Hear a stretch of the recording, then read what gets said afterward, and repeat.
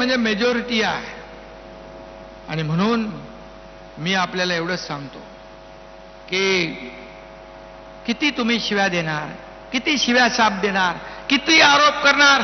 अरे माझा सत्कार झाला, महापराक्रमी महादजी शिंदे यांच्या नावाचा गौरव, राष्ट्र गौरव पुरस्कार तुमच्या एकनाथ शिंदेला मिळाला, याचा अभिमान तमाम महाराष्ट्राला आहे. एका मराठी माणसाच्या हस्ते मराठी माणसाचा सत्कार झाला दिल्लीमध्ये.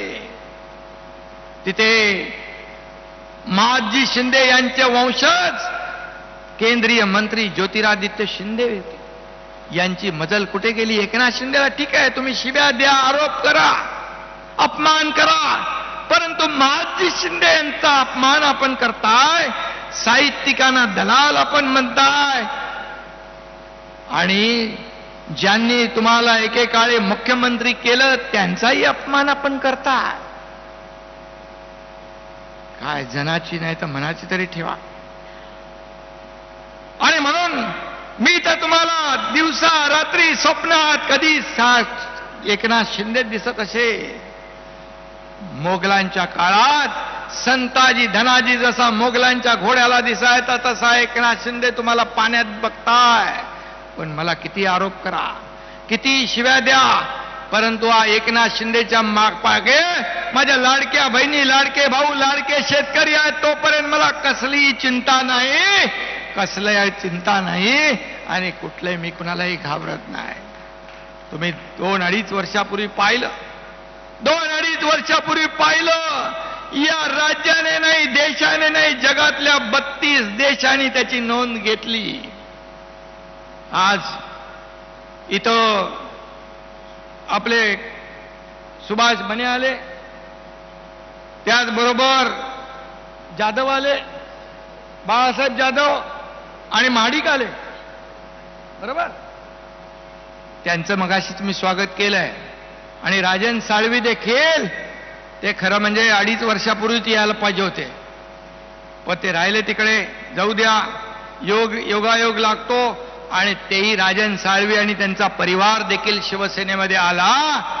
आणि खऱ्या अर्थाने या कोकणामध्ये एकापेक्षा एक चांगले कार्यकर्ते शिवसेनेमध्ये काय येत आहेत.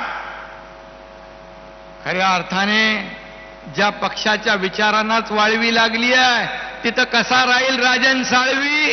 तो याला शिवसेनेमध्ये.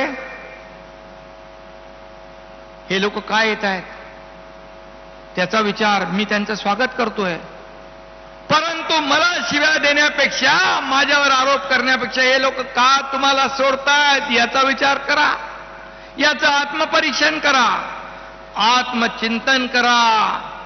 म्हणाले आम्ही आता आमचे लोक घेतले तर आम्ही डोकी फोडू. अरे डोकी फोडायला कोण आहे तिकडे? हातात मनगटात ताकद लागते, जोश लागतो.